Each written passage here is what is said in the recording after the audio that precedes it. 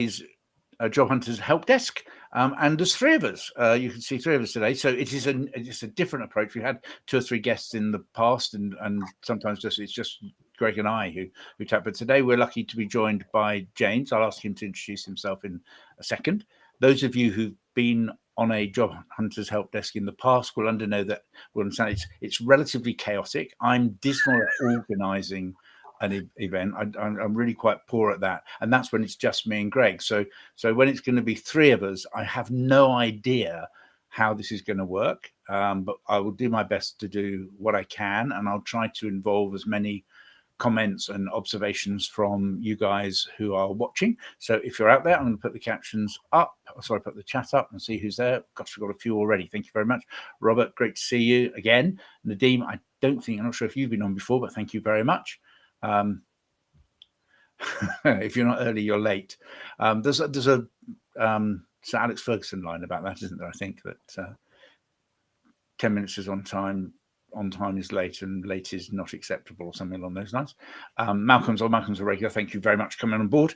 What we're going to talk about among ourselves today, and my job really is to referee 2 points of view. Well, we're going to make you give yours as well. You're not getting away that easy. No, I'm really happy to give mine, but I'll tell you what. So what we're going to talk about, and those of you who are on probably understand that that's why you've come in. We are going to talk about whether or not it is worth your time and effort to tailor your CV for every application you make. I think people like myself have spent the last 3 or 4 years telling you that you ought to do that, and we've even created tools and frameworks to help you do that. And Greg and I were talking the other day, and Greg put up a very thought out counterpoint to that, and has in fact written something on his Substack, which we'll put onto the event page after this, so that you can go and read that. But it suddenly occurred to me that maybe the market has changed, the capability and knowledge of job hunters has changed over the last 3 or 4 years. And maybe I'm just giving out the same advice I was giving out 3 or 4 years ago. Yeah, it's a really good point, Simon, actually. One thing I've noticed, I mean, I'm a recruiter primarily, which is my day job. But I found last year that the candidates that I was interviewing who were out of work were more savvy than I can ever remember. They've clearly been following advice, and that's great, it improves their odds, but it also makes it more challenging from a hiring perspective. I think it removes what was a differentiator 3 or 4 years ago is now commonplace. So a lot of the coaching that we were all doing 3 or 4 years ago in lockdown was to help candidates differentiate their job hunt from their competitors. But so many people now have been taught to differentiate from their competitors that your competitor pool is doing it as well. So we need to think of either new ways, and that's where I think your line of thought on this comes from. But James, you're a newbie. Love your background, but can you just tell people in a couple of minutes who you are, what you do, and then I'd like to talk about outbound marketing.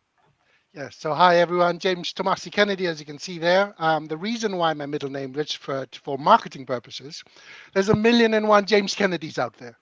So as Simon and Greg were talking about, how do you differentiate yourself from everyone else in the market? My middle name, no one else got that middle name because I'm originally from Fiji. So it's like, this is how I differentiate even on my name when I'm doing my marketing. So I'm an executive career coach. I'm actually the second most famous Greg Wyatt globally. The most famous is a very talented American sculptor in San Francisco. All right then. Well, if they can confuse the two of you and get more people to your page, why not, right, Greg? I just sculpt careers. I am also. I don't think I'm on second, but the most famous Simon Ward was young Winston in a film years ago, and then was in Judge John Deed for ages. And some time ago, unfortunately, he's passed away now, but some time ago, he got mugged and was hit with a shovel, which I thought was a very unusual way to mug someone. But there was a little part of me that thought, well, at least I get a little bit of peace and quiet now because I'm not going to be messed up with that actor bloke. So yeah, being secondary isn't everything you want to be in names. I've got middle name. I might start using middle name. I might steal your idea, James. I think that sounds quite a clever thing to do. The danger is being confused with an assassin like John Wilkes Booth, or they always have 3 names, don't they? Yes, that's true. So what and well, we always have a little chat before we get going, and Greg brought up the idea that, and I think he's absolutely right, that when we start talking about creating our CV, whether we are going to tailor it per role, or we've got a great base CV or a very average CV, which is often the case, all that it actually represents. And James has just dropped out. He's got some problems with his internet. He has promised he'll come back. If he doesn't come back, that means we've really irritated. Means I win. And yeah. There's only 2 of us now, so he will be back, I'm sure. But what Greg was talking about, well, Greg, you were talking about outbound marketing and how that plays. Yeah, and hello again, James.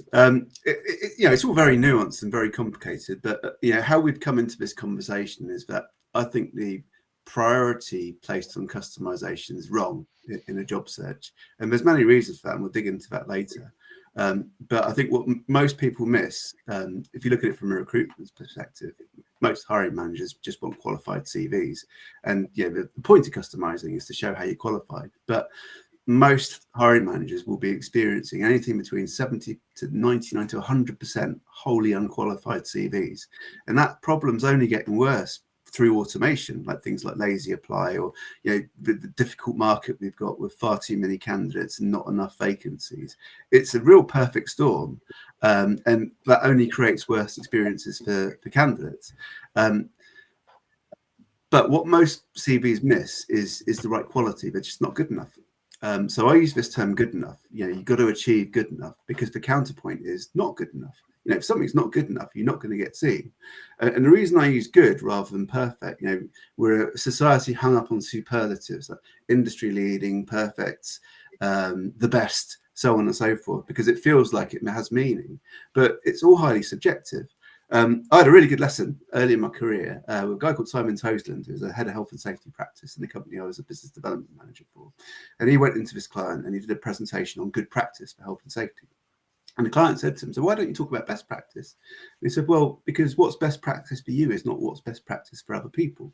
What we're doing is we're putting an objective good practice so that you can meet risk and compliance and do all these good things.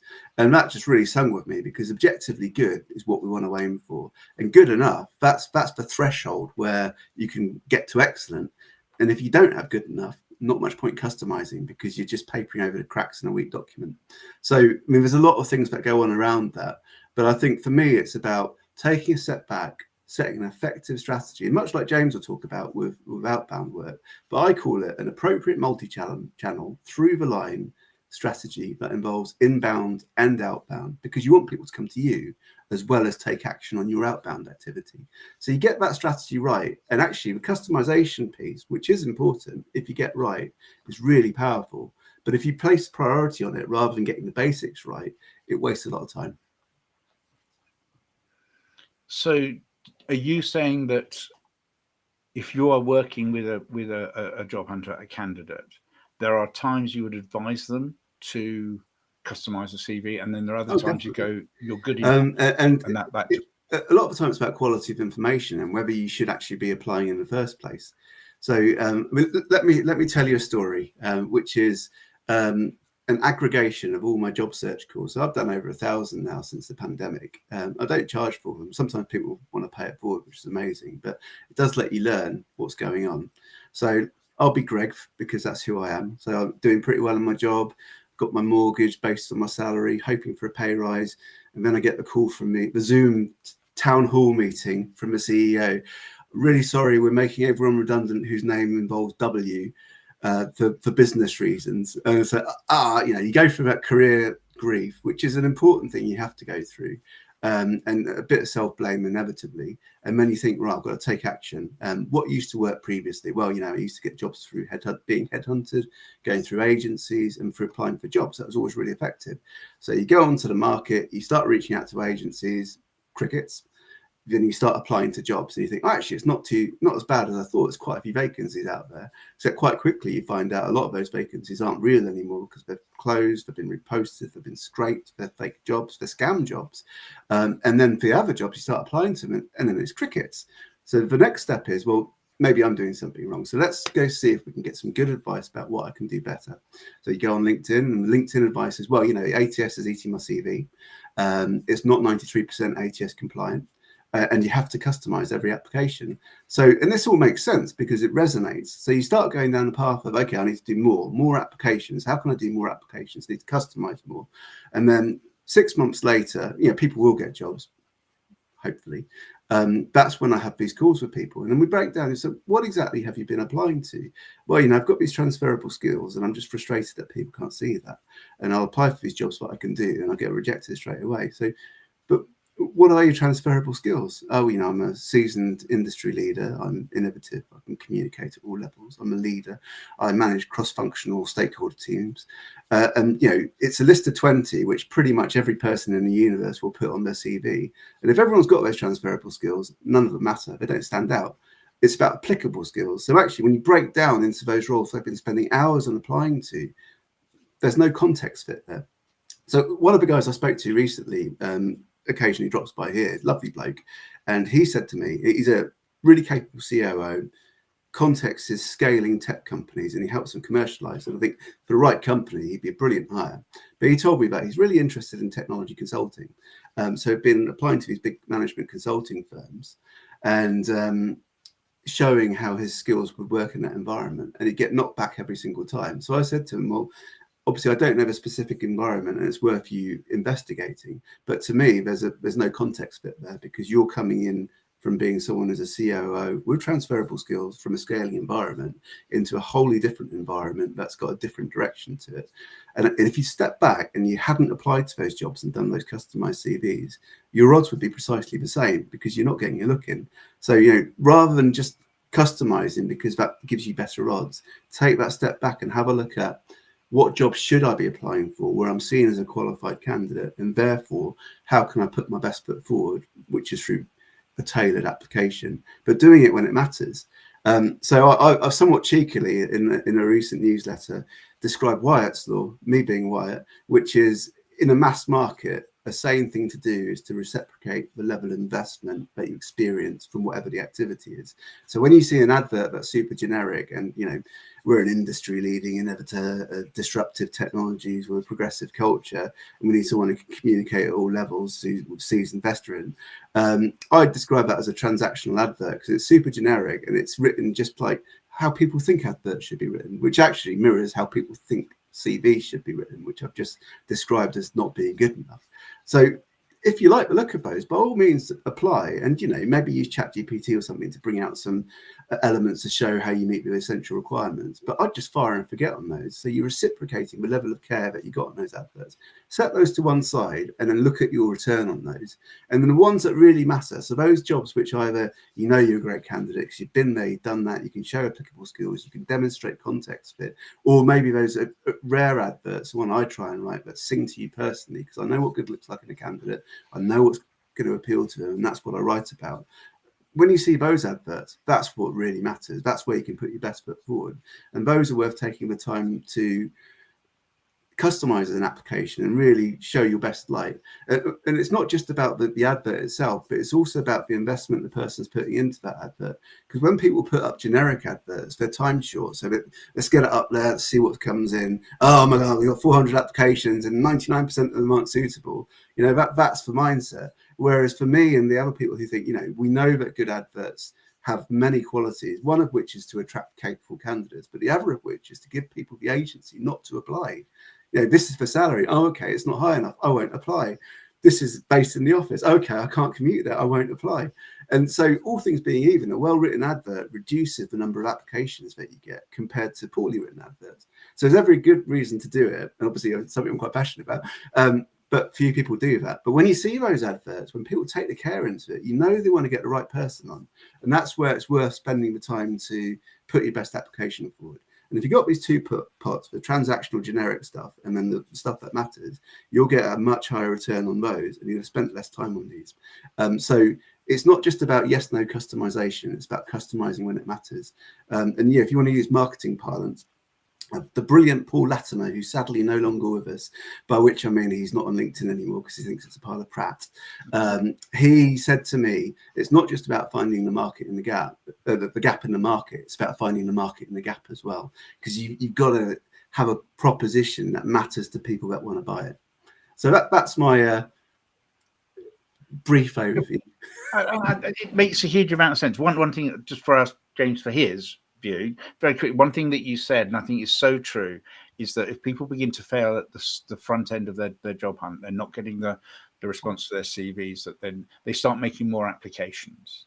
And I think that is a real risk. And that's a society thing, isn't it? We're all about scale, quicker, quicker, quicker. Whereas actually what you should do is take a step back and look on activity that matters. I think it's what AI is. Generally AI is teaching us to do the same stuff largely, but quicker. That seems to, and more of it and more of it and more of it. I don't see the focus in a lot of the AI tools being increasing quality.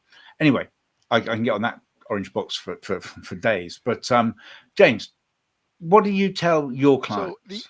So what I tell my clients, Simon, is when I speak with them, the first thing I ask them, what do you want to do next? Because there's a lot of people looking to transition careers. They're not sure what they want to do next. And they're sort of applying for everything and anything right now.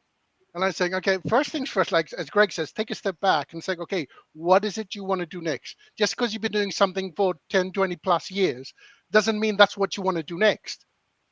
Right? And I'm very much quality over quantity every time. So that's the opportunity redundancy, isn't it? It's a break. Exactly that. Exactly right now. I mean, I've had 3 redundancies myself, Greg. So for me, every time was an opportunity to go and do something else. And for me, it's I challenge people to say, okay, don't think just in the box because this is what you've been doing for the last 10, 20 years.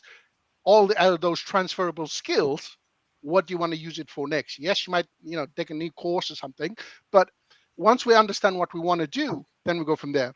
Now, I have lots of candidates come to me and say, James, can you review my CV, for example? And I tell them straight, your CV doesn't matter. And I said, what you mean? Bring me the job you want to apply for with the CV. We look at what the customer, the hiring managers, the job description is looking for first.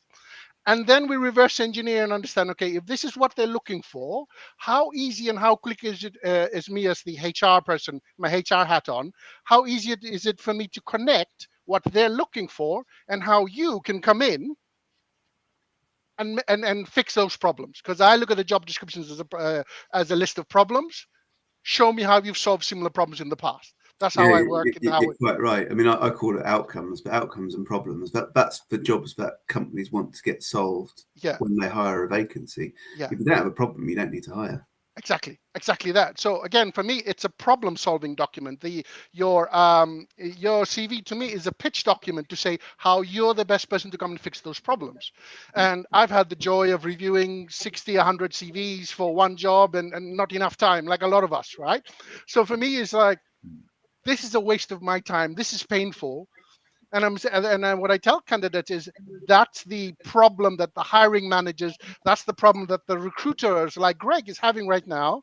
Yes, there's an ATS system, but a human still makes the decision on whether you get shortlisted for an interview or not. And if you can't see the connection, there's another. They also make a decision on whether they even review your CV, because that doesn't always happen. Yeah. And that could lead to cover notes or introductory paragraphs or whatever. I had a client who I would talk to, and as the job hunt became more painful because, say, to the market 3 or 4 years ago, we'd have a conversation, and she would say, well, I spent half a day customizing my CV, and they rejected it in 47 seconds.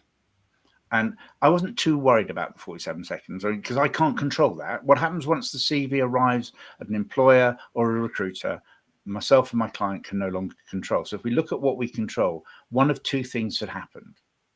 Either there was too big a gap between her key skills and her ability to deliver to that role, and that's why it took half a day, or myself and my client had not done a good enough job creating a high enough quality base CV in the first place. Vacancy had shut. Those are the explanations. Or the vacancy had shut. Yeah. So I spoke to, I'm sure he won't mind me saying his name. I think it was Simon Courtone, who's a CTO during the pandemic. And he said that he'd applied to a job that he was highly qualified for, and he got an instant rejection. And so he called them up, as he should do. And the recruiter was really open with him. He said, well, yeah, thanks for applying. I agree, you're a very strong candidate. However, I've already sent my shortlist to the client. So therefore, we're not going to be considering it. So unfortunately, there's a huge amount of arbitrariness in this market where, if you see it all the time. Oh, I put my job ad up, I have 500 applications, so I shut it. So, if you see that job and you're really suitable and you're applying, just spending half a day just before it shuts, you're never going to get a look in by applying. Doesn't mean you can't do what Simon did at Corshone, or what most people should do, which is try and break that transactional process appropriately. I used to work for a man, brain the size of the planet, made sort of 400. You work for me, Simon? Oh no, 2 people. I've associated myself with 2 people, brain the size of the planet, and one of them was a really nice guy, and I do a broadcast with him on LinkedIn, and the other one maybe not so much. But he always used to, and he got it. I mean, he was an SAP guy, but he got recruitment, and he would always say to me, Simon, perfect recruitment is one application, one interview process, and an appointment. Because if we get the right person, we should know through our interview process. And why do I want you spending any more time with applicants who aren't going to get the job? I'm paying for that. And I transferred from a sort of RPO service provider, and I became his head of recruitment over time. It's fascinating watching his marketing intelligence being applied. And we would sit late at night in the old days when hey, this is how old it was. We smoked in the office. We'd sit in the office till late at night, and I used to smoke, and he smoked a lot. And the only place we could actually smoke in the building was in his office. So we'd go there and we'd plan, and I'd listen to someone trying to solve problems in an industry that I had spent most of my time in, and he'd spent no time in. And it was fascinating to watch because it was really a wood for the trees view. And sometimes he was wrong, but sometimes he came up with really brilliant things. So I don't know if you know Mitch Sullivan, who is a brilliant copywriting trainer. So he helps companies advertise better. And what he says is that the difference between recruitment job adverts and typical marketing is that you only need one candidate. Yeah. Because you just need to appeal to that one person. There's only one job. Yeah. And I put Joanne's comment up, and I'm pretty sure that Joanne, forgive me if I'm wrong, Joanne, but I think you're more likely to be the recipient of CVs than necessarily the sender out of CVs. I can't remember if you're HR or you're a hiring a different skills hiring manager, but I know that I'm pretty sure you're not a recruiter. I think Joanne's quite local to me, actually. I think we connected during the pandemic, and if I recall correctly, maybe an ex-recruiter. Hello again. Ah, okay. You see, this is the brain size of the planet bloke that I work with on LinkedIn broadcast now and again. You remember? Well, I might be wrong though.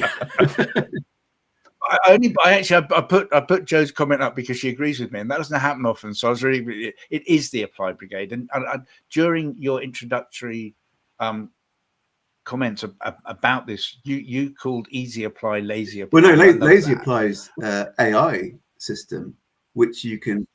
Which you shouldn't, but you can if you want. Subscribe to, put your details on it, and it will apply for you. So when it first came out, this chap sent 2,000 applications overnight and got something like 80 interview requests. But of course, that was when it's brand new. But can you imagine if like 2,000 people sent 2,000 applications out? Well, my maths says that's 4 million applications. Yeah, and I've seen one that claimed that it could do 10,000 applications a day. One platform. Just because you can. That's just pointless. Let's just have a look at a couple of other comments that are coming in. John, again, you have a far better chance of CV being reviewed if you hunt down the recruiter, hirer, call them, build a rapport, get direct email, and send. It works, but sadly, many don't do this. And it doesn't work in every context. But I mean, I actually put on my adverts, don't worry if your CV is not up to date. If you've got any questions, just drop me a line or email me. I'd love to hear from you on the basis that I know that not everyone's ready to apply straight away, and some people might be ambivalent. I'd say that maybe 1% to 2% of readers actually give me a call, but the people who give me a call are they're definitely higher agency of reader because they've made that decision rather than clicking a little button. But they also tend to be more suited because it takes, if you pardon my slightly sexist phrase, it takes more balls to pick up the phone than it does to click a button. Yeah. And I couldn't agree more. James, I'm going to put this up because this is Edmund. He comes along regularly, and he's being very complimentary about you. So I'm going to have a chat with him after this call. James is on air and in seconds packs a punch. What do I do next is such a pertinent question. The answer to this question can pave the way forward towards meaningful conversations. The end result is much better focus and in time a successful outcome. I think you'd agree with Yes, that, James. most definitely. I mean, the thing about it, I get it. Like everyone's in different stages of their life. Some people just need a paycheck to pay the bills, right? Forget about a dream job. Forget about anything. I just need a job yesterday to pay the bills, and that's sort of like, and that's okay. And what I speak to people about is, okay, get the job to pay the bills, but what's after that?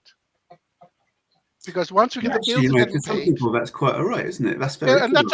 that's okay, Greg. That's not a I problem if respect that's people where who work they're at at. Waitrose if that's what they want to do. Exactly that, and that's not a problem. And the thing for me is the people that once the bills are paid and they're not happy anymore, and they're getting restless, and they're looking for the next point again.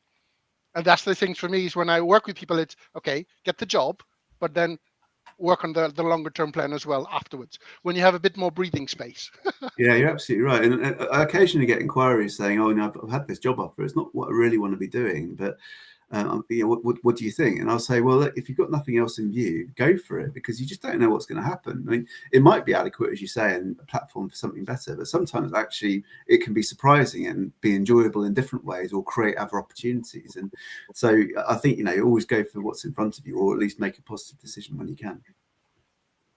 And I think there's data out there that suggests that if you are in a role, you are 3 times more likely to be hired into another role. Now, I'm not necessarily advocating job hopping, because I think that can weaken the value of the CV. But I think if it is a question of let's just address my financial situation, let's get something that's bringing money in, and continue my job search after I've come in. There are certain circumstances under which I think that makes sense. So Joanne, I was wrong, and she's but she is an ex-recruiter. I'm so impressed by your memory, Greg. So yeah, she is an ex-recruiter. Joanne, you really didn't have to write in just. I bet they were Makakis, are they? Greg, yes, we did connect during COVID. I'm still bugging you. I love talking. So I have no problem picking up the phone. Guess that's the ex-recruiter in me, like riding a bike. And kudos as well, because that's what you should be doing. Malcolm makes a really good point about recruiters not picking up the phone. Actually, I think that's a situation that's markedly worsened over the last couple of years. It's really frustrating, because we should be a business that builds those relationships, but it seems to be changing. I mean, I've been out of a supply recruitment business for a long time. So, but is workload on recruiters' desks beginning to hamper, or has it always? I think we're an industry that's increasingly transactionalized, and I'm not necessarily saying that's a bad thing, but we're always looking at ways of doing more with less. And AI is well, what we market as AI is one of those opportunities. We don't need to take notes because we can also transcribe, and we can do this, that, or the other, or we can market to more people through automation, or the new tech that's coming out is being able to have a AI deepfake make phone calls for you. But obviously they forget about the candidate experience from that side of it. So yeah, it's definitely a question that a lot of companies are trying to systemize so they can do more with less manpower. But the problem with volume is it makes it harder to provide individual experiences, such as picking up the phone. Well, I hear a lot of recruitment trainers and recruitment non-execs and people like that who post continually on LinkedIn talking about hitting the phones. But when they're talking about hitting the phone, they're only talking about outbound. They're not talking about answering phones. I haven't seen anyone deal with the process or discipline that comes with you're out interviewing someone for an hour. If you are interviewing someone, you've gone to an interview room in your office, you come back, and there are a large number of voicemails on your answer phone. How do you deal with those? It doesn't appear that the answer to that anymore is pick up the phone and ring them back. I'd also say that the argument's the same for customizing CVs. It's not the step itself that matters, it's how you execute the step. And some people are better at making phone calls than others. I mean, I expect Joe, without knowing Joe, I don't think Joanne, sorry, I don't think we've spoken before, but I'd expect if you worked in recruitment, you'd probably be quite gregarious and enjoy speaking to people. So actually picking up the phone, which is a dying art, should be a natural thing to do. So your tone of voice and how you come across and how you leave that message. Hi, it's Greg, really interested in your vacancy. Can you give me a call back? I don't want to waste your time. Here's my number. Or, hello, it's Greg. I've applied to your vacancy. I wondered if you had 47 minutes to jump on a call with me. It's a very different way of speaking, isn't it? So doing is different. And certain ways when I'm sure you've had this experience too, James. When I've been running sales teams, there are ways to leave your contact details and way to leave your mobile number. So my mobile number is 07775 449 692, and someone should be able to write that down in a single hit. Where if I say 07775 449 692, that's gone. And I don't know people who come back to their desk and have 25 voicemails after an hour away from their desk who will actually rerun a voicemail to get the number because they couldn't write it down the first time. You need to make it as easy as you possibly can for whoever your target is. And multi-channel as well. I mean, there's really good advice. I think it's from Spencer Ogden or someone like that. No, they're a headhunting fan. I forget who the advertising agency is, but if you offer different means of contact, you'll get double the response rate. So you leave a voicemail, but you email as well. Hi, I've just left you a voicemail. I wonder if you could give me a call back. Equally, because you don't know what their communication preference is. So, I mean, that's what I do when I'm contacting candidates, and they probably think I'm incredibly annoying. They don't say that when they speak to me. But I get a really good response rate for doing it. But the point that Malcolm has made is backed up by Robert as well. And I've worked with candidates and clients who are looking to build relationships with selected recruiters, and they regularly feedback and say there's no phone number on the website, which is, to me, is. So that's good though, because it makes it harder to reach them. So if you can find their number, then it's an opportunity. You can stand out better. So maybe get something like Apollo, which scrapes contact details. I think you can do a free trial, which is like 100 downloads a month or something. So if there's a job you really like the look of and there's no contact details, you could use something like Apollo and find their details. Yeah. From your perspective, James, are you finding that you are coaching candidates more in a different way than you were 3 or 4 years ago around that contact? So the majority of the candidates I speak to are normally quite very good at what they do, but they're normally reserved and introverts. Yeah. So I completely agree with picking up the phone. Are they normally in work or are they normally out? A combination of both. Yeah. A lot of them out of work, but some of them in work as well. So obviously there's a time and busy as well, the day job, trying to do something else. But what I would add is picking up the phone for some people is very, very outside the comfort zone, right? So if anyone has a teenage child, or going through the teenage years, they never use their phone to talk to people. They'll play games on it. They'll send text messages and WhatsApp.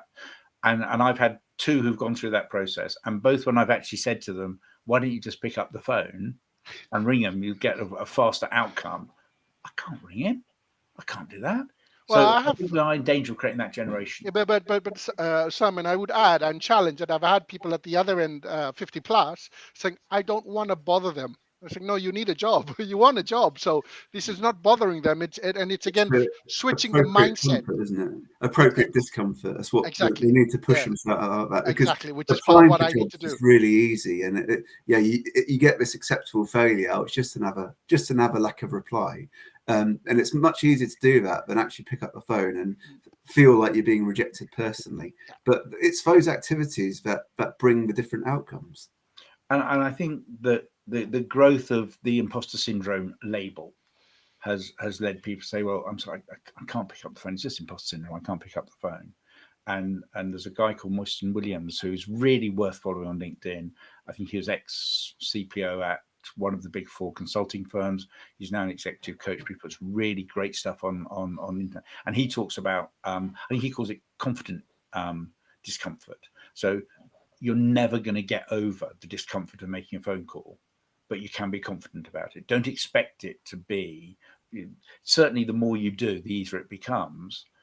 But no, I don't know anyone. I don't even know recruiters, to be honest, who run into the office first thing on a Monday morning and say, great, it's cold calling day. No, and it's not great for candidates either. But if you have a purpose, that's the most important thing. Make sure there is a purpose and you're succinct in delivering that purpose if you get the chance to talk to someone.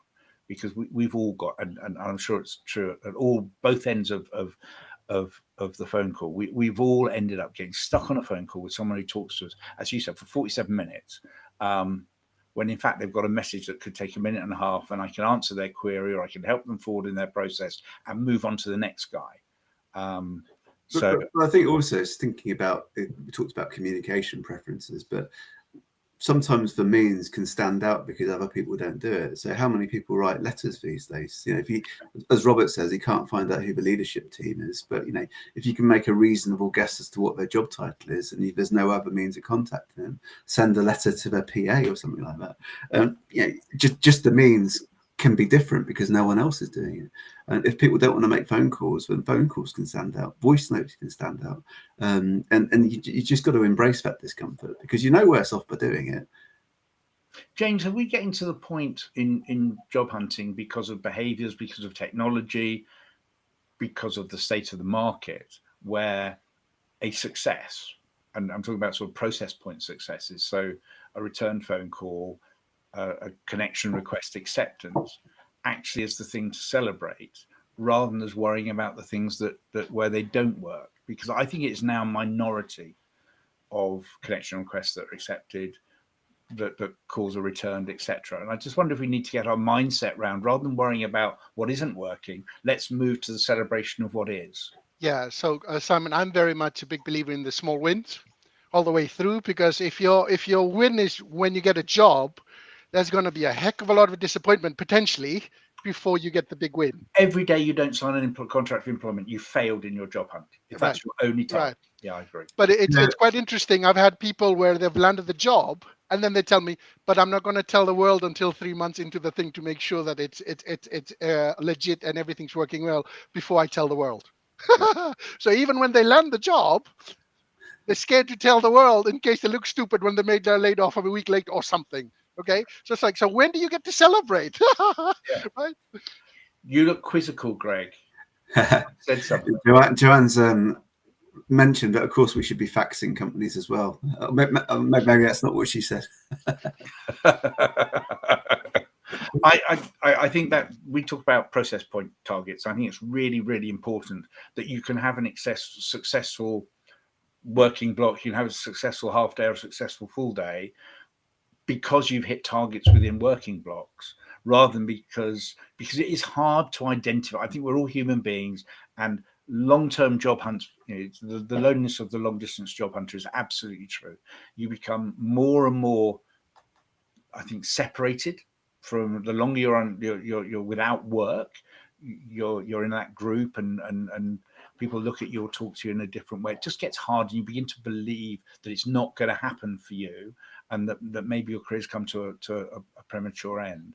I think that we need to be able to have successes along the way and recognize those successes and not be afraid to celebrate them and not be afraid to write them down. Let's set a target for a 45-minute work block on Tuesday or Wednesday. Sorry, I'm not laughing at you. I'm laughing with Joe. Sorry, I keep calling you Joe, Joanne. I've got to really apologise. I was looking at these and nothing had come up on my. So there's loads here. I'm so sorry. You misread, Greg. Yeah, I hope we do. So I've missed a few. So I'm really sorry because my screen hadn't gone forward with what we had. So the last one I can see now is Alex George. Sorry, I've got to drop off. Alex, it's been great having you. Thank you very much.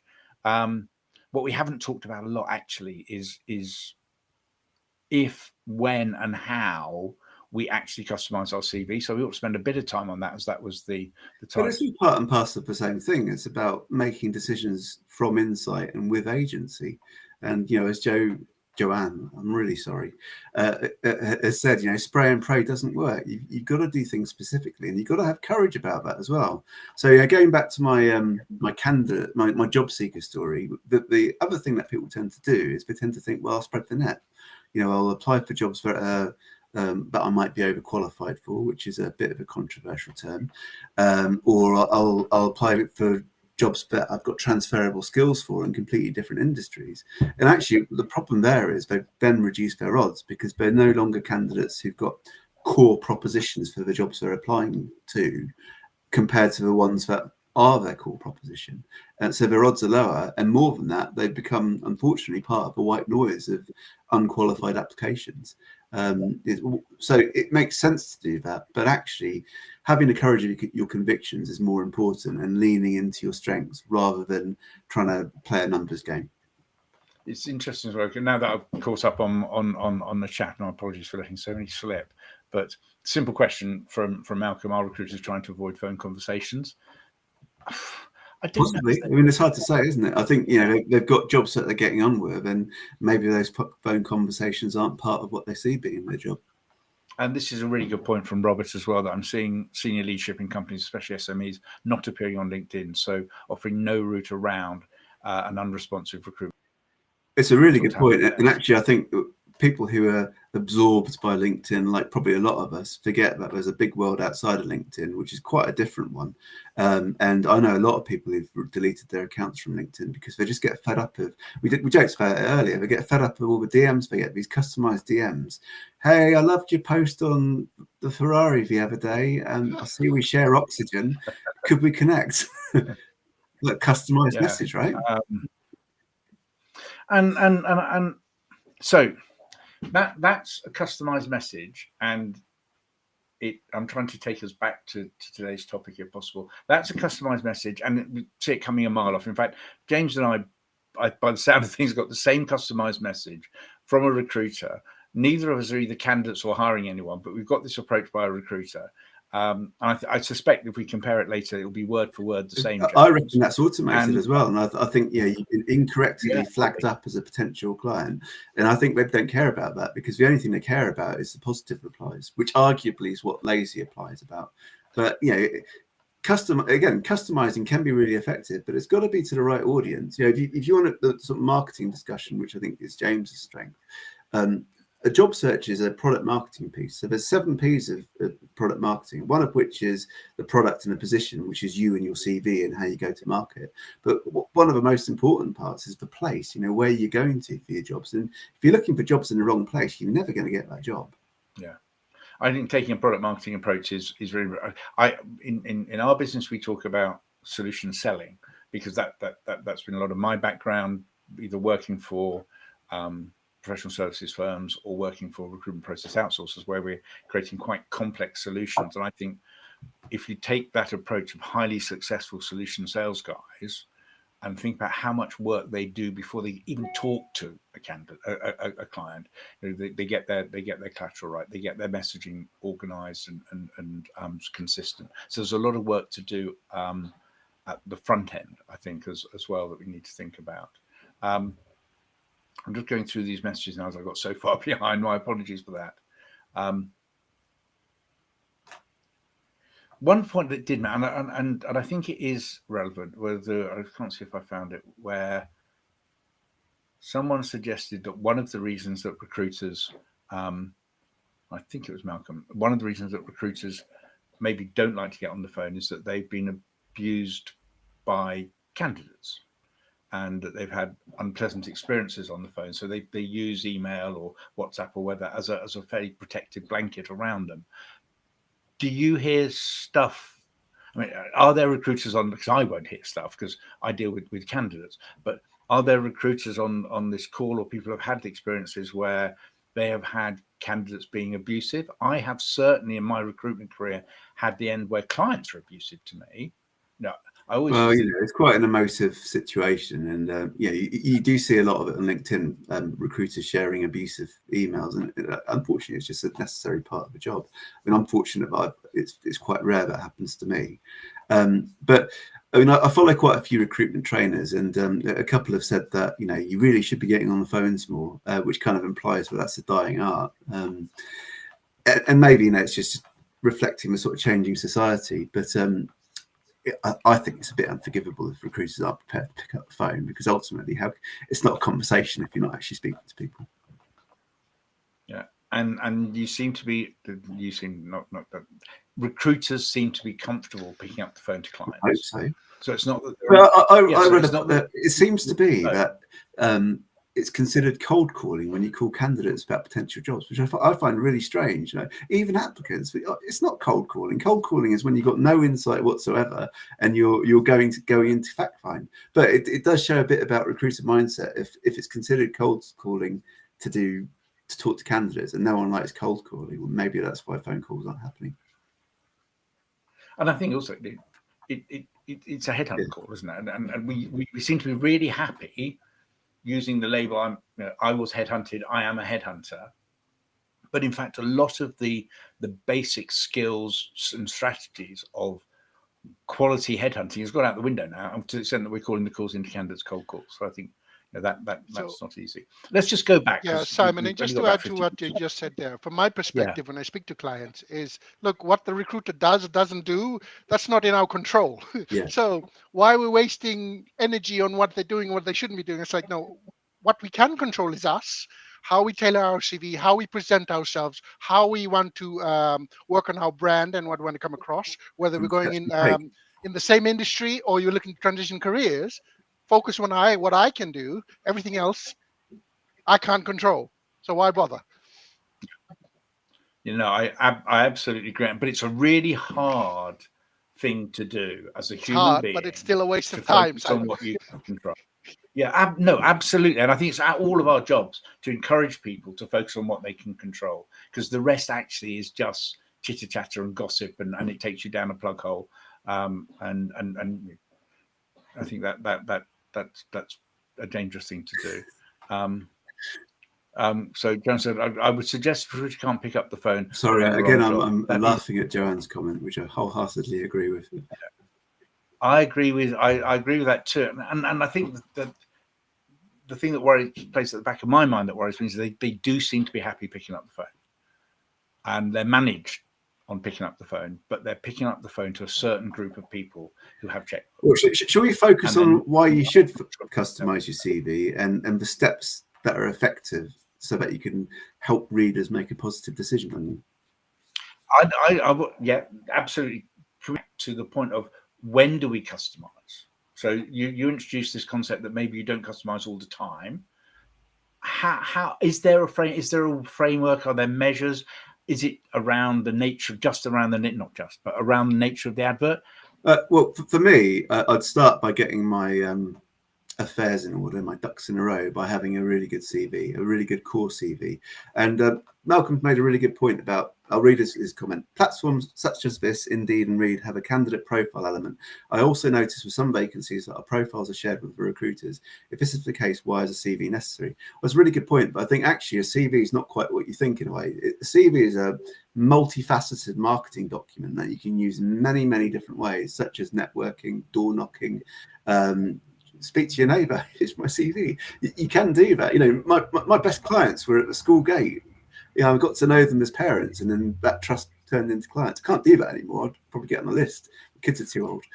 But it's something that you can use in many ways. And actually, if you've got a really strong CV and you don't know what you would be customizing against, that CV has to stand on its own merits, and you can use it in many different ways. And when you talk about Indeed and Reed, well, actually, one of the things that we buy as recruiters is access to CV databases. So if you've got a high conversion CV that lists the searchable keywords that you're most suited to, it's an effective tool for that reason. Now, the profile side of it's a little bit different. It's a little bit like dating. You don't date the profile, you date the person, but the profile encourages you to go further. And it's also different to a LinkedIn profile, because LinkedIn, again, has many different purposes. It's a bit more like a website landing page than it is an outbound document. But, I use LinkedIn to start conversations with people who might be clients, might be candidates, or interesting people like the two of you good gentlemen. But I don't use it to look for a job. Whereas if at some point I needed to look for a job, it would have part of that capacity, but my CV would be more important for that purpose. So I think your CV is always going to be an important document. You just got to get it right.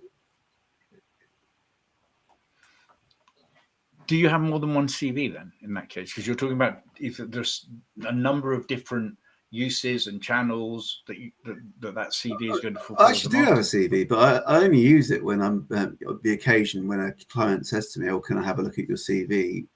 in regards to a piece of recruitment work. But actually, because of the amount of stuff I put out online, I think that the evidence is there that if you want to work with me, you should. A lot of people won't. That's fine. James, what is your advice to a job hunter in terms of creating a base CV that they can either use as standalone or Great customize it question, going Simon. So forward. from my perspective, I speak with a lot of executive level candidates that have 20 plus years of amazing experience. Then one of the main questions I have is, how do you cram in all 20 years of experience into 2 pieces of paper, for example? And my suggestion in terms of a master CV, I tell people, no, you want to have various different iterations of your CV. And my suggestion is, for every job you apply for, have a specific folder in your on your computer with the name of the company and the CV for that one. And the reason why I tell people that is, for example, this week it's a project management in a banking, financial services. Maybe next week it's a project manager for the utilities industry. So when you have a baseline for a banking CV or your baseline for utility CV, if the next week after you have another banking application you're applying for, you use the baseline for that banking CV, and then you just tailor it and add into a new folder for the new one. So the process and how I work with people is, you do a lot of heavy lifting up front, but once you've done the heavy lifting to get the core achievements of what you can do, it's much easier to tailor for different roles after that. Yeah, I think that's true. I have a client who is a fantastic alliances director, but also has great sales director experience, and they required nuanced different skills within her skill set. So she has 2 base CVs, but I would still say that, and to take Joanne's point, we want to scream in the face of the recruiters that you've got the right skill set, because they get bored and move on. The only thing I would say, and I Joanna's hit another one of those little nerves in my mind. I'd love to know where the evidence is that well, it's a little more nuanced than that. I mean, there's quite a lot of research out there now, but I think the key point is that recruiters tend to scan a CV first, and it's quite easy to discount a CV, from job titles, qualifications, and so on, especially when you're working at volume. So after that 8-second scan, if that's a thing, if they're a suitable candidate, they'll get a more detailed read. But I think the point is to assume that might be the case, and therefore, how can you capture their attention? So I think, broadly speaking, what you need to have is a readable document with good formatting and good layout, so that people will can digest it rather than cramming everything down. I think about when you go online and you look at websites, that readability is really important. But copywriting is really important as well. So there's a copywriting framework called ADA: attention, interest, desire, action. Attention's the key thing, and we're in an attention short economy. So you need to present in that first half page of a CV, and this is a Mitch Sullivan statement, the most salient evidence that it's worth going beyond the 8 seconds. And if you can't do that, there's a problem. It doesn't matter how good the CV is on page 2 if people only read the first half page. So, for me, I think e-commerce is a really good industry to think about when you're writing a CV. So, for example, when you look at Google search rankings, if you put something into Google, they use something called EAT, EEAT, as a way of prioritizing the relevance of results. So that stands for expertise, experience, authoritativeness, which I find really hard to pronounce, and trustworthiness. But then the other side of that, once you've been found, is about converting interest. So there's something in e-commerce called conversion rate optimization, and that's all about the psychology of the user making informed decisions to get in touch, however that is. So, and that's directly relevant to how people read CVs. So it's got to be credible. It's got to show the right keywords so that people read further, and it's got to make it easy for you to get in touch. I think it's quite interesting that the analogy, I think, particularly around marketing expertise frameworks and approaches, there is an awful lot. I get talked to a lot by web developers about where I should put information on a website. No one has ever said to give me. I've never had anyone come to me and say, someone visits your website and they're only on it for 6 seconds, 8 seconds, 10 seconds. No time. What they're concerned about is how people. But you do, though, don't you? You go onto Amazon or go onto LinkedIn. On Amazon, search for Bluetooth headsets. On LinkedIn, search for chief technology officers. You'll get the same number of results. Like when you look for a Bluetooth headset, how long do you spend on each landing page for a particular product? You don't read it in detail. You have certain things you check that it meets the basic requirements, and then you might read further. But if you look at the Amazon page, they have put the information in a repetitive, consistent format for you, so you know where you're looking. Exactly. But, if what matters to you is reviews, or if what matters to you is headline price, or if what matters to features, customer reviews. Exactly right. So I think that's really important. Is how you structure. It's how people read CVs, and eye scanning software studies has shown, and it's not different really to how we read anything. Left-hand margin is the most important, but we go across in certain areas, we go across the headlines, we then scan past a lump of copy, we go to the left-hand headers and scan across. So think about where you're putting information and what information is the most important. So if you have a job title, an employer, and a period of service, I would put the period of service on the right-hand margin, because I don't know as a first scan how important period of service is. I believe that in your job title and your current employer is more important to the person who's scanning the CV. So put it where it's going to be seen most, and don't bulk up that area. So Simon, sorry, can I just add to what you're just saying there? We talk about job titles, and from my experience, a lot of people, obviously, when they're writing, and Greg will see this, on their CV, it's all about reverse chronological order of their career history. And my challenge I tell people is, what if the right examples that you need to be putting is on the bottom of page 2? And you don't know if they're going to make it to page 2 to see all of those. So for me, as you've seen me before, Simon, I'm a big advocate for your profile statement and the key achievement section. Understand what the job is looking for, and bring the best of you up front to the top half of the page. Because it's not about, like I tell people all the time, hiring managers don't care about you. They don't care about you. They care about what you can do for them. So with that little nuance, okay, this is what they're looking for, right? This metric, this achievement I did 5 years ago, bring it to the front. Because it's not about the company, it's not about the job title, it's the value you can give to that company and what you've done in the past to show me that you've solved similar problems in the past. So this thing about job title and this thing doesn't matter. Can you help me with my problems? That's all I care about as a hiring manager. I think you should at least have job titles on the front page. Yeah, no, definitely. I'm saying, but that's what people look highlight for. Your achievements to the role first. So that I think it's the connection. I disagree slightly. I think it's about relevance and specificity. So in some roles, particularly leadership roles, those achievements have greater priority. But so let's say it's a technical or software role, then the hard skills related to that will be more relevant rather than the context in which you did it. So I think what you need to do is think about what's most relevant for the specific role that you're looking for. And that's the context that changes. Yeah, definitely. But it still goes up to the front, whether it's the technical or the leadership skills and the impact to the bottom line. And then I can see how whatever it is, the soft skills or the hard skills, is relevant for what I need.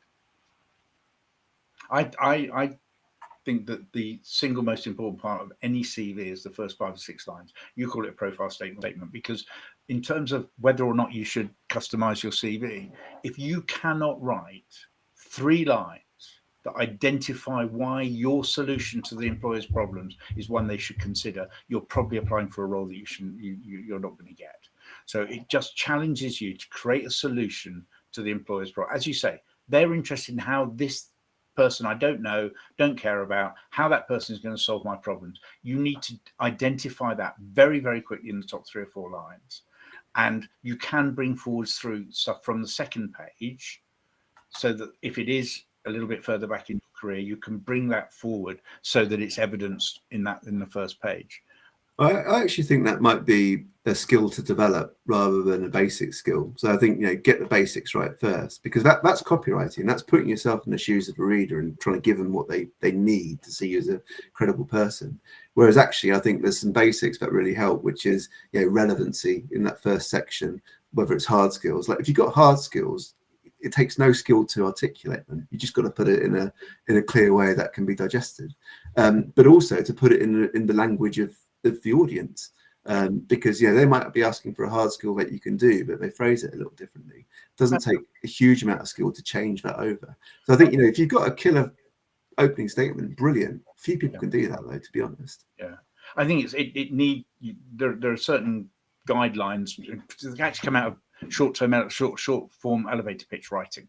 So I do this for this by this, something along those lines. But the other thing is, if you are looking at that first 3 or 4 lines and there's anything in there that is irrelevant to the role, take it out. You're not going to talk about your 25-yard breaststroke. So why should you talk about the fact that you wrote or adjectives as well? I mean, it's an easy trap to fall into when you lack skill. We joked about it earlier. I'm a seasoned industry veteran of 25 years. Well, that doesn't actually matter, because your experience should show that. And as you say, if you're going to do that statement, make it about the reader and how you help. And I think we get very tied up with when we are customizing or tailoring our CVs about making sure we've got all the relevant bits in, I don't know if we give enough thought to taking out the irrelevant stuff. Plus, you know that if an advert says, "Oh, you know, we're an innovative disruptor," but I'll put innovative disruptor in my CV, and then 399 other people do that as well. So I'm not quite sure how that actually helps. So exactly, it's Greg. And what I would add to that just says, if you say you're an innovative disruptor, give me an example how you've been an innovative disruptor in the past. And what was Because anyone can say innovative disruptor, right? But if you can back it up with the metrics, if you can back it up with something. When everyone's innovative, no one is. Yeah. And also, well, it's open to interpretation, right? What does innovative disruptor mean, even? Well, it's the most overused line in marketing. And if you look at any marketing people criticizing copy, innovative is probably the number one that they criticize. I didn't know that. I'm going to have to go and look at my LinkedIn profile. Innovative. There's a great post the other day. I think it's Bill Hinchin. I think I got his name right. He said, "So if everyone's a leader, then who is?" Yeah, and that I've done a lot of work with service leavers and veterans, and if you read a lot of the service to service posts, so service leavers, as we all do, we I think we write to the choir a bit, and we probably do it too often. Everyone who seems to come out of the army is a leader. That doesn't make sense to me. Well, they lead in different ways, but the problem is then how does it stand out? Yeah. Absolutely. The other thing, the point I'd like to make about customizing a CV and going to the base CV is just bear in mind that if you have a strategy, a job hunting strategy that includes the tailoring of your CV, your base CV, needs to have these really strong salient points.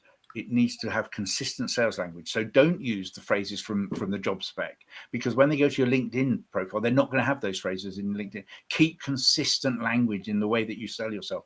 I'd be willing to bet that most hiring managers would value a really strong base CV that shows how a candidate can help over a customized CV. Yeah. Because if you're customizing a poor document, it doesn't stand out. But get those two right together and it works really well. James, you put your hand up. I'm hoping that you don't. So, sorry. So you said don't use the language. So I'm going to disagree with you there, respectfully, Simon. I'm saying is the language on the CV is part of the jargon of a company.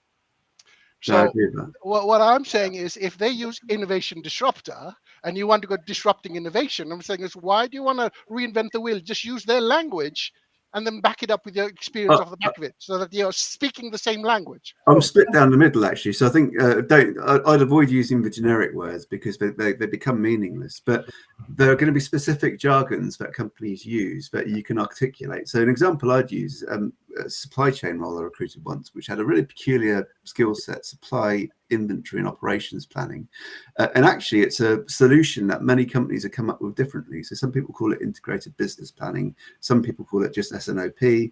And all these people have actually got the same skill sets. But if you consider that the weakest link in the recruitment chain might be the first person to look at a CV, if you say IBP instead of SIOP, they might not see the equivalent. So that's where you can say, I'm an expert in integrated business planning, a subset of SIOP, to help them see your candidacy. Certainly, I would, for example, if the job description talks about global change projects, I wouldn't talk about international transformation projects. They're exactly the same thing, but I'd use the language. What I'm guarding against is allowing the language of a job description to change you as a candidate. Especially since they're all super generic for the most part. I mean, one of the biggest bugbears most people have is misrepresentative, unclear, outdated job descriptions. So if you're customizing against something that's not accurate, you actually might make yourself a weaker candidate just because of the quality of the document you're customizing against. See, Malcolm's now taking us off on another slight junction, but it's worth mentioning because this is a bugbear for so many candidates, and if it is a question, and it's not rhetorical, I'd like to answer this, Malcolm. Why do interviewers nearly always ask me to talk them through my CV? Because they haven't read it. Because doing the interview... No, I disagree with that, Simon. I think many won't. But many won't. No. It's a natural question because you want to hear what that person has to say about themselves and just get it in their own words. And actually, there's a complaint that people will do that multiply. So first interview, then second interview. But there's a benefit of doing that second interview because you want to make sure the story matches. Yeah. So I would, just before this call, I was talking to a guy who spent 27 years in an A1 investment bank, and he's emigrated, and he's really struggling to transfer his skills to his local market. And myself and another coach were talking to him, and we both said the same thing. You're likely to walk in, they're going to ask you, why do you could you just walk me through your CV? And I think, I'd like to think you're right, Greg, and I think you are on a minority of occasions. But my experience of hiring managers walking into an interview is that they are largely unprepared for what they're just about to walk into. I agree with that. That's why I said many, not all. Yes, and I think on occasion, therefore, that they're buying themselves a bit of time. Hopefully they are listening to you, but the one thing you'd be pretty sure of, they're reading your CV while you're walking them through it. What you can do is just say, oh, is there anything in particular you'd like to know about? Yeah. Which role would you like me to talk you through? It? Yeah, but I would regularly, and I have regularly literally physically taken a hiring manager away from his or her desk to get them to go into an interview that they're 10, 15 minutes late for, because they're talking to a client, or they're about to try to close a multi-7-figure deal, or they're doing the job they get paid for. And then I'm asking them to go into an interview, and they trot down the corridor, literally, physically will run down a corridor to get into the interview room. And sometimes they have walked into, I know hiring managers and interviewers who have walked into interviews not knowing the name of the individual they're just. Oh, yeah, no, I've come across that, or just called them the wrong name. yeah, and you kind of just hope, you shake hands and the interviewer says, "Nice to meet you, I'm David Smith," or whatever it is. So we also just have to recognise that there is no, outside the recruitment industry and HR, there is no job title of interviewer. No, they're always something that a lot of companies suffer from. I think one thing you can do with that, talk me through your career, please, is ask them how much time they want you to do so, because unfortunately that's where waffle can come in, and sometimes people can talk for half an hour without saying very much. I think it's even more dangerous when they just say, "Tell me about yourself." Yeah, because you're quite. My dad, I've got 2 cats. Yeah, just again, that you keep it. You think about when you try to word those first 4 or 5 lines in your CV. What did you think was important and prevalent? Then you knit it into what you're doing.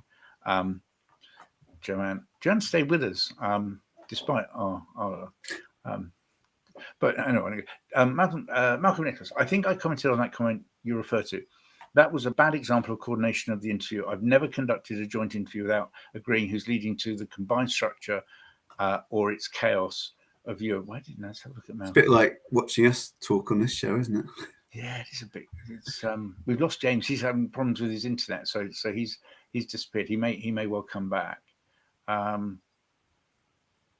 Okay, so this is the second half of Malcolm's comment that didn't come up on the screen. Although during my last one-to-one interview, the senior manager at this firm explained his own career. Unfortunately, his subordinate, who managed the team concerned, didn't want to see me. I think this is a common problem in interview processes, that they're not thought through end to end. So they're not coordinated. Feedback isn't given from one interview to the next, although you make a really good point that sometimes a question is asked in both the first, second, or a third interview, because they're looking for consistency and they know what was said in the first interview. So in a way, it doesn't really matter what the competence or strategy is. The only thing that matters is what you say. And you can't control it. We're going back to that control, focus on what you control. I had an interview once early in my career. My dad's company had just shut down, and I had an hour and a half with the managing director and his wife. Their company was shut down in very dodgy circumstances shortly after, and they were really, really lovely. And then they said, "Oh, well, now we need you to meet the hiring manager." So I met the hiring manager, and he shut me down within about 5 minutes. And then he asked me if I liked squash, and I figured it out. What they were only interested in was a reference on another person they wanted to hire. So dodgy. I once hired a guy from when I was working in Egham. I hired a guy in Australia because his best friend was the most competent technical architect of a particular technology, and we knew the only way we were going to hire his friend as a technical architect was by offering this guy a project management role. And we were very guarded to make sure that we did evaluate him properly and we did take him through a proper process.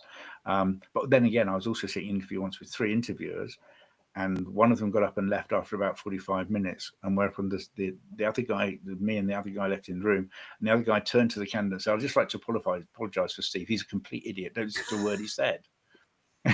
Oh my God. So yeah, focus on what you control, focus on your own performance, and do as much as you possibly can. I think also preparation helps a huge amount. You try to preempt questions in your mind so they're not complete and utter shocks. Oh, James is back, and I haven't let him back in. Sorry, James. Sorry, you've been there for ages. You've been listening to us. Like, that's all right. Do you agree with anything, or do you disagree with anything we said? I'm really sorry. I missed you on the portal. So I think we're all saying the same thing, just in different way in how we speak and communicate. And it's like, from my perspective, I tell people, Simon, that there's nothing wrong with you. It's the problem with your process. Because a lot of the time we take rejection personally. And that's where the problems come, when people get rejected over and over and get frustrated with the whole process. It's like, you're not the problem, your process is the problem. So if the process is the problem, change the process. And I think it's also worth highlighting that the big problem for most job seekers is the market. It's not them. And you could have a really effective approach, really, consider different ways of looking for work, different ways of building your profile. And if a job's not there, then there's not much you can do about that. All you can do is continue taking those good steps, and hopefully the market will turn. And it does turn. It often turns quite quickly. And I think it can be easy to become disillusioned if things aren't working and make changes that aren't necessary. You just got to have that clear strategy, be able to change when you need to, and just keep challenging yourself and thinking about what you're doing. And be conscious of the fact that you are the counterpoint to a very complex and detailed process. And if you, I think I've said this on this call before, if you do a search on Google for recruitment process, you'll get 100 million results. Do a search for job hunting process and you get 10,000. People aren't focusing enough on the fact that you are part of a process and you are the counterpoint to almost every process point through that. And you need to recognize it and see what you can control, see which parts of those processes are in your ownership, which are dependent on something you do, and which is dependent on other things, just like a project, and just be really, really conscious of that. This is a really good point from Nigel, and we're 10-15 minutes over, so just do this and then have a close on our original subject of CVs. What about just adjusting the cover email or cover letter when requested? What seems to be most important? Most important document if doing email letter? My assumption is only CV gets forwarded to actual recruiting company. So this, I think here, Nigel, you're talking about submitting your CV into a recruiter with a cover letter or cover email or cover note. Does that go anywhere near the eventual employer, and how important is it? And should you tailor that? What are your thoughts? Start with James. So my perspective is there's no guarantee your cover letter will be read or not. It's not up to you. It's the process of the company. Some people like cover letters, some people don't. So I say to you, I like to think of food, Simon. So your CV is the main course and should be able to stand on its own with or without the appetizer, which is the cover letter. So that's just how I would say this. There's no guarantee. So your CV needs to be able to stand on its own with or without. Do you, either of you, think that CVs are submitted to either recruiters or end employers and don't get read at all? At times, I mean, who's to say? I mean, I think, like a lot of things, if you can gain insight, that's really important. With regards to cover letters, I think it's important you follow the rules. If someone explicitly says we need you to do this and you're interested, that's what you should do. Whether or not, as James says, they actually read that, I mean, that's kind of out of your control. But all you can do is put your best foot forward in that way. Personally, I mean, I don't see much value in cover letters. I don't ask for them, only because most of the cover letters I receive are highly generic. I've only really read a handful of really carefully crafted cover letters in my time. But I don't ask for them because I'd much rather just have a conversation. I have an absolute view that every element of the process has a singular purpose, and the purpose of a cover letter is to ensure or increase the likelihood that your CV is read. And I think some cover letters are exactly the opposite. If you get a 2-page cover letter, huge, great blocks of text, I think if you are making choices as to whether you read CVs or not, you're less likely to read the CV attached to that cover letter because you're It's very expecting situational. And I know in teaching, they don't really care about the CVs. They care more about the cover letter because most teaching CVs tend to look quite similar. And same with civil service. I don't have much insight in civil service, but I do know there's a lot of very good advice about how to give a effective application. And they put a lot of weight on STAR within cover letters. So, learn the rules of what you're doing and follow those rules. We have a really simple cover letter template that pulls out 4 or 5 bullet points that are your key alignments with the role. So if someone looks at it, the human eye naturally goes to bullet points. So you go to those bullet points and there are 4 or 5 things that you have done with evidence. I think that's the point that James has made. Is really important that saying you do something is one thing, showing how you've done it and the value of it is more important. So 3 or 4 bullet points that just outline your key alignments with the requirements of the role, your solution to their problems. We're now getting up to 2:15, so we have overrun a little bit. I just want to finish with this because so Greg, I once spent a whole day meeting a panel and other key people in a company, finishing with the MD, all men, by the way. I'm not surprised about, which I was actually cool with. Through all the answers I gave them, I was later told they collated it all and took that and decided to use it to unskill an internal employee. I unskill all the time. But... I think that could be a decent description of this session. But I think along with that experience, Joe, and earlier you talked about a very unfortunate experience in Tesco's cafe. There are times when you do this that you come away and you think, it's absolutely shocking. It happens quite a lot, and I hear marketing directors do like full business plans only for those companies to only be interested in the business plan, and then you see it in use. Big sales propositions, big RPO documents, they have an executive summary, and the executive summary is there for people. How much we pretend it's not, it's there for people who don't read the rest of the document. And I have both sold and bought 7 and 8 and 9 figure RPO deals, and I know for a fact that people have been in the room evaluating my proposal who haven't read anything more than the executive statement.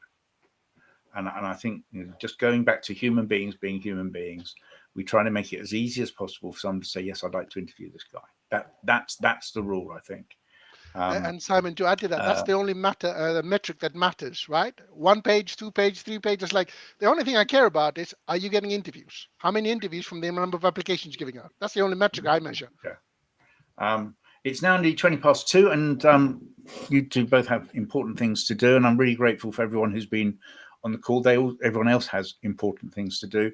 Let's just a quick 30-second recap. We'll just pretend that this session has been about tailoring CVs. So let's have a quick 30-second recap on your advice around customizing and tailoring CVs, and try to keep it as practical as possible. And I'll chuck my 2 pence in because Greg always tells me off because I get off the hook on this stuff. So Greg, do you want to start? I think focus on getting the basics right, and part of that basics is having a really effective core CV before you do anything else, and then be judicious and use agency to make sure that you're applying for the right roles. Step away from the ones that aren't, or if you feel you need to apply and they're not particularly specific to your core expertise, treat those as low value applications. Concentrate on the ones that matter, and for the ones that matter, effective customization is effective. Is that effective twice? Completely agree with that. James? So what I would add to that is my philosophy is start with the customer first. So read the job description, understand it, and then reverse engineer the process to tailor your CV. And when I say tailor your CV, we're not looking at the whole CV. It's the first half page with tailoring. Your career history will stay as, but it's bringing up the best of you up front so that they can easily connect and see why you're the best person for the role. There's a lot of people out there that are emotional people like myself. Emotional bias. So if you understand buyer theory, you just need to give me enough of the top half page so I can see the value, said, yes, this could be a potential good fit for an interview. The decision is to interview you. The decision is not to hire you, which is a lot more logical and a lot more complicated and complex to do. So give them the best of you up front so that I don't have to look through and try and connect the dots. Make my job easier, and increases your chances of getting through to an interview. I think ease is a repetitive theme. So my leave behind would be if you anticipate that you are going to tailor or customize a CV in your job, and it's highly likely that you'll do it on occasion. On Greg's point, if a role is exactly what you're looking for and you're exactly qualified for it, put more effort into that than the sort of left field type thing that might come in. But create a base CV that has been created with customization in mind. So think about using bullet points rather than big blocks of text, because if you need to change a sentence in a block of text, you probably need to change the sentence before that and the sentence after it for that block of text to make sense. Bullets, you can either delete them, you can add a new bullet very simply. They're independent statements. You can even just move them around. So you can take a bullet from the fourth point down to make it the top, so because that is responsive to a particular need in the job description. So bullets are incredibly useful, not overused. And there's a lot of stuff out there that suggests that the human being is practically incapable of not reading a bullet point if it's on a document. So take advantage of that, but keep them concise. Have one topic per bullet, preferably with a little bit of evidence as well. That would be my thinking. Create something you can actually tailor rather than having to start from scratch, which I think on occasion people do. They practically rewrite their CVs. They're not customizing it. This just because I thought the last comment I bring on screen should refer to the tailoring of CVs. Well, it's common for individuals to tailor their CVs. What ultimately determines the selection of the top candidate. It raises the question of whether factors such as unconscious bias, personality, gender, and other variables need to be considered, and are there comprehensive industry-level insight and statistics that shed light on these situations and uncover the truth behind these final decision-making processes? Whoever that LinkedIn user is, I think has given us a starting point for our next. I know. I'll give a really quick answer. Go on. In a fair process that doesn't have bias, which of course rarely exists, the top candidates will be qualified candidates who have strong context fits. Simple as that. I think, if you show that through a well-customized CV, then fantastic. There is a lot of evidence about bias and discrimination, both legal and illegal, but I think is a Google away, and it just shows the problems rife in our industry. There isn't industry-wide good practice on what good looks like in recruitment. There's no continuing professional development. There are lots of mini programs for training, but they tend to look at different areas, and that's the big problem with recruitment. It's led by the flawed nature of human beings. So I think, by all means, have a look at all the issues there are in recruitment. But unfortunately, I don't think there's a comprehensive industry level insights on the overall nature of recruitment. My observation, and it may be bitter and twisted old man stuff, who used to be in the industry for a long time, but my observation on most stuff on LinkedIn and most stuff that people trying to sell me because they think I'm still in recruitment or I see being sold, tends to be teaching recruiters not how to recruit, which is a massive skill in itself, but how to sell recruitment skills to people with money who need people. And I think we could take a step back and spend a bit more time developing the skills around empathy and evaluation of candidates and candidate management. Well, that won't happen though because of how it's systemized. It's unskilled, the industry. And what I would add to the statement here, there's unconscious bias everywhere. That's just human nature. So it's not something you can change. And with all the best intention of the world, there will always be unconscious bias. My perspective when I speak to clients is to say, if there is unconscious bias and you're not feeling good about the whole process, why would you want to work there anyway?